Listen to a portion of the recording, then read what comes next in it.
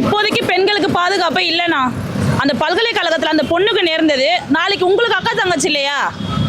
எனக்கும் இருக்காங்க, நாளைக்கு அவங்களுக்கும் நடக்காமல் இருக்கணும்னா எங்கள் தளபதி வந்தால் தானே நடக்காமல் இருக்கும்.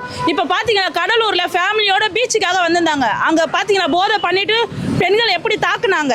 அதுவே எங்கள் தலைவர் வந்தாருன்னா அது நடக்காது. கண்டிப்பாக பெண்களுக்கு பாதுகாப்பு இல்லை. ஆக்சுவலாக என்னென்னா, இது ஒரு 4 days முன்னாடி தளபதி வந்துட்டு அண்ணா யூனிவர்சிட்டி விஷயமா வந்துட்டு ஒரு அறிக்கை விட்டுருந்தாரு.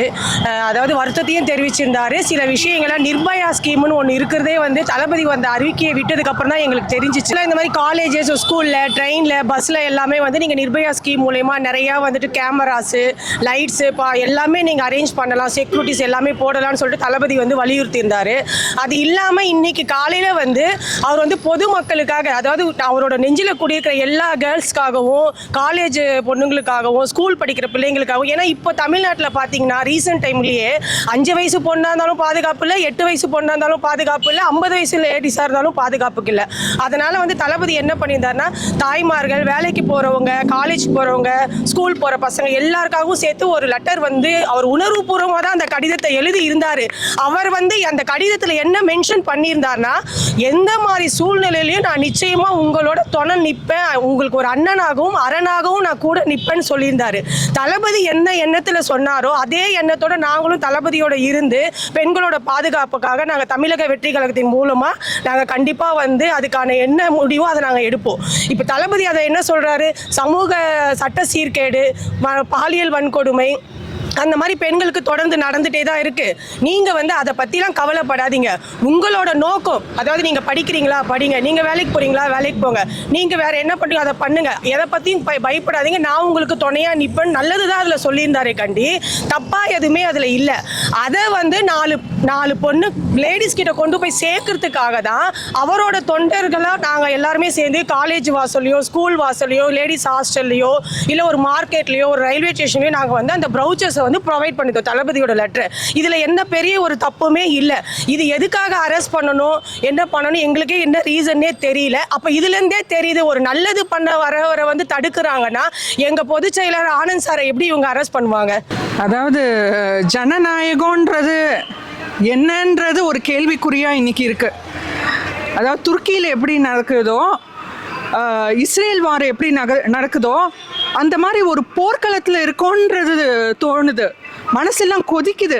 ஒரு பெண்ணா நான் யோசிக்கிறேன், என் மனசில் முதல்ல தோணுது பயம். நாளைக்கு நான் எப்படி வெளியில் போவேன்? நான் ஒரு ப்ரொடெக்டட் கேம்பஸ் அண்ணா யூனிவர்சிட்டி, அது உள்ளே ஒருத்தர் சேஃப்டி இவ்வளோ ஒரு பெரிய கேள்விக்குறி. ஒரு சேஃப்டி கேள்விக்குறியே ஆனது அடுத்த இது. அது வெளியில் வந்தப்புறம் அதுக்கு எல்லாரும் அமைதியாக, பொறுப்பில் இருக்கிறவங்க எல்லாரும், ஆக்ஷன் எடுக்க வேண்டியவங்க எல்லாரும் அமைதியாக இருக்குன்ற போது அப்போ நம்மலாம் என்ன பண்ணுறது? எப்படி ரோட்டில் நடமாடுறது சொல்லுங்கள்? ஒரு பெண்ணாக என்ன பண்ணுறது? தமிழ்நாட்டோட பாரம்பரியம், தமிழ்நாட்டோட கலாச்சாரத்துக்கே இது ஒரு பெரிய சீர்கேடு. இப்போ பெண்களாக இருக்கிறது வந்து பாதுகாப்பான இடமே கிடையாது இது. ஏன்னா இப்போ நாங்கள் ஏதாவது ஒரு இடத்துக்கு போகிறோன்னா ஒரு ஜென்ஸுங்க 4-5 ஜென்ஸுங்க நின்று போதை பொருள் ஃபுல்லாக போதை தான், போதை அடிச்சிட்டு வந்து நிற்கிறாங்க. நின்றுட்டு எங்களை அப்படியே ஒரு இலக்காரமாக பார்க்கறது. பெண்ணுன்னா நாங்கன்னா அவ்வளோ இதாக உங்களுக்கு ஜென்ஸை கேட்குறது அதுதான். பெண்ணுன்னா உங்களுக்கு அவ்வளோ இலக்காரமாக தெரியுதா? இப்போ இருக்கிற ஆட்சி அதான் நடத்திக்கிட்டு இருக்காங்களே. இப்போ எதுவுமே பண்ண முடியல. அவங்க என்னன்றாங்க, நம்ம என்ன சொல்கிறது, போதை வந்து ஒழிக்கணும் அப்படின்ற ஒரு இதை எடுத்துகிட்டு வராங்க. இன்னும் ஒழிச்சாங்க? எதுவுமே ஒழிச்சது கிடையாதுங்க. இன்னும் வரைக்கும் பார் நடக்க தான் செய்யுது, டாஸ்மாஸ் நடக்க தான் செய்யுது. எதுவுமே முயற்சி கிடையாது. எந்த ஒரு முயற்சியும் இல்லாமல் நடந்துன்னு இருக்குது தான் இந்த ஆட்சி நடந்துனே இருக்கு. பெண்ணுக்கு முதல் உரிமை எதுவுமே கிடையாது இந்த ஆட்சியில். சார், எனக்கு இது வந்து பெண்களுடைய பாதுகாப்புக்காக தான் பண்ணுறாங்க, இந்த மாதிரி பண்ணுறாங்க. நானும் 3 பெண் குழந்தை தான் வச்சுருக்கேன். அந்த பொண்ணு வந்து அந்த மென்ஷன் பண்ணுது, அந்த சார் வந்து இதை சொல்லியிருக்காங்க பண்ணியிருக்காங்கன்ட்டு. அந்த சார் வந்து யாருன்றது எங்களுக்கு உண்மை தெரிஞ்சாங்க. அந்த சாருன்னு அந்த பொண்ணு சொல்லுது.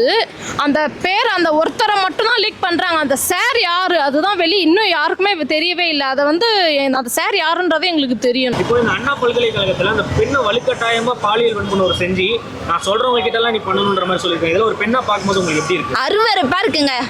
இதை கேட்கவே அருவருப்பா இருக்குது. இப்போ நான் என் கூட வந்து அண்ணன் தம்பி எல்லாருமே இருந்திருப்பாங்கல்ல, இதை கேட்கும் போது அவங்களுக்கு எப்படி இருந்திருக்கும்? புரியுதுங்களா? இது நாங்கள் இருக்கவே எங்களுக்கு அருவருப்பா இருக்கும் போது, இப்போ எங்கள் வீட்டில் இருக்கிற ஆளுங்களாம் இப்போ அப்படி ஒரு சின்ன குழந்தைய அனுப்புறதுக்கு கூட பயமா இருக்கும்ல. இப்போ ஒரு குழந்தைய அனுப்புறதுக்கே பயமா இருக்குது. அந்த மாதிரி ஆட்சி ஆயிடுச்சு. பக்கத்துல கூட நம்பி விட முடியல பிள்ளைங்கள. அந்த மாதிரி இருக்கு இப்போ. அதுக்கு தட்டி கேட்க வந்து எங்களுக்காக சப்போர்ட்டுக்காக வந்து எங்கள் பொதுச் செயலரை வந்து இவங்க அரெஸ்ட் பண்ணியிருக்காங்க. அது மட்டும் இல்லை, இப்போ அந்த அண்ணா யூனிவர்சிட்டியில் வந்துட்டு ஒரு பொண்ணுக்கு ஒரு அநீதி நடந்துச்சு. பர்சனலாக அந்த பொண்ணு பாதிக்கப்பட்டிருக்காங்க. அவங்க வந்து ஒரு எஃப்ஐஆர் ஃபைல் பண்ணியிருக்காங்க. அந்த எஃப்ஐஆர் காப்பி எப்படி சார் வெளியே பப்ளிக்கில் விடுவாங்க? ஸோ அப்போ இப்போ என்ன நடக்குது? அப்போ இங்கே அந்த எஃப்ஐஆர் காப்பி வெளியே வரலாமா? அது அவங்களோட பர்சனலாக அந்த அநீதியில் அவங்க என்னென்ன சொல்லியிருக்காங்களோ, அந்த எஃப்ஐஆரில் கம்ப்ளைண்ட்ஸில் என்னென்ன எழுதியிருக்காங்கன்னு அவங்களுக்கு தான் தெரியும். ஸோ அதுக்கான நடவடிக்கை தான் இவங்க எடுக்கணுமே கண்டி. அந்த எஃப்ஐஆர் காப்பியே வெளியிடுற அளவுக்கு நம்மளோட நிலைமை இப்போ இருக்குன்னா அப்போ பார்த்துங்க எந்த அளவுக்கு பெண்களுக்கு பாதுகாப்பு இருக்குன்னு சொல்லிட்டு. ஸோ அதனால் கண்டிப்பாக வந்து 2026 எங்கள் தளபதி வருவார். பெண்களுக்கு தமிழகம் முழுவதும் பெண்கள் பாதுகாப்பான ஒரு கட்சியாக வந்து நாங்கள் இருப்போம். தமிழக வெற்றி கழகமும் இருப்போம் சார். ஒழிக்கிறேன்னு சொல்றாங்க, எங்க ஒழிக்கிறாங்க? கள்ளத்தனமா வித்துட்டு தானே இருக்கிறாங்க. எங்க ஏரியால எவ்வளவு ஓடுது, கம்மியா இருக்கிறது. இவங்க சொல்றாங்களே மது ஒழிப்போன்னு சொல்லிட்டு, ஆனா அவங்க மீட்டிங்க்கு வரவங்களுக்கு எல்லாம் கோழி பிரியாணி எதனா கொடுக்குறாங்களே. அப்படி இருக்கிறப்ப இது போகாது. எங்க தளபதி வந்தாருன்னா கண்டிப்பா இதுக்கு எல்லாத்துக்கும் முன்னாடி முயற்சி எடுப்பாரு. இது வந்து தப்பு இல்லையானா? பெண்களுக்கு ஒரு பாதுகாப்புக்காக கொடுத்த இதுவே இவ்வளவு இது தாக்குதல் பண்றாங்க. மெயினா எங்களுக்காக பாதுகாப்பா நிக்கிறவங்க பாதுகாப்பா நிக்கல. அவங்களுக்கு எதிர்தான் நிக்கணும், ஆனா அவங்களுக்கு தான் சப்போர்ட் பண்றாங்களே. இது ரொம்ப தப்புண்ணா. இப்போ இந்த பாதிக்கப்பட்ட மாணவி மேல வந்து நிறைய பேர் குற்றம் சொல்றாங்க. பொண்ணு எதுக்கு அந்த டைம்ல அந்த காதலன் கூட போறாங்கன்றாங்க. அதை எப்படி பாக்குறீங்க? அது ஒரு பெண்ணோட சுதந்திரத்தை இது பண்ற மாதிரி இல்லையா? அப்ப பெண்கள்னா 6 மணிக்கு மேல வீட்டுக்குள்ள போய் கதவை சாத்திக்கணுமா? ஆண்கள்லாம் எப்போ வேணாலும் எங்க வேணாலும் சுத்தலாமா? ஆனா பெண்ணை சமன்னு சொல்றாங்க. அப்ப பெண்களுக்கு முன்னுரிமையே கிடையாது. இந்த காலத்துல ஆண்கள் வேலைக்கு போறதை விட பெண்கள் தானே வேலைக்கு அதிகமா போறாங்க. ஆண்கள் குடிச்சிட்டு வீட்டுல தூங்குறாங்க. பெண்கள் இல்லைன்னா குடும்பம் நடத்த முடியாது. நீங்க நிறைய பேர் வீட்டுல போய் பாருங்க, பெண்கள் கழுத்துல தாலி கூட இருக்காது. அதையும் பக்கத்துல போதையில படுத்து கடிச்சு எடுத்துட்டு போய் விக்கிறவனுங்கண்ணா எனக்கு தெரிஞ்சிருக்கிறாங்க அந்த மாதிரி ஆளுங்கெல்லாம்.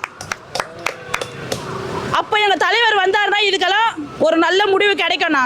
இதுக்கு பொறுக்காதவங்க இந்த மாதிரி பண்றாங்க. இப்ப பண்றவங்க பண்ணுவாங்க. 2026 எங்க தளபதி வந்து காட்டுவாரு. அப்ப தெரியும் நாங்க யாருன்னு சொல்லிட்டு. இது ரொம்ப ஒரு கண்டிக்கத்தக்க விஷயம். எனக்கு வந்து இதை வந்து இப்போ என்ன ஆயிடுச்சு, ஒருத்தர் வந்து குரல் எழுப்பும்போது அவங்கள உடனே அரெஸ்ட் பண்ணா என்ன ஆயிடுச்சு? அப்போ யார் குரல் எழுப்புறது சொல்லுங்க?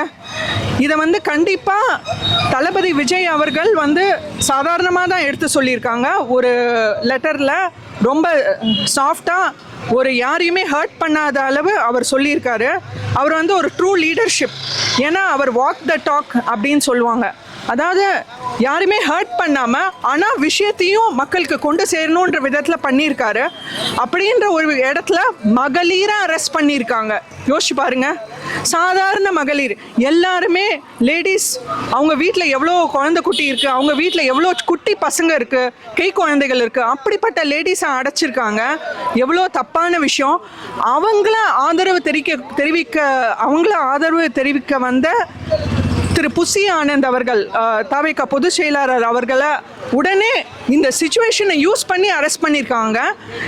இது வந்து ஒருத்தரை எக்ஸ்ப்ளாய்ட் பண்ணுற மாதிரி இருக்குது. இது வந்து கண்டிப்பாக கண்டிக்கத்தக்க கூடிய விஷயம்.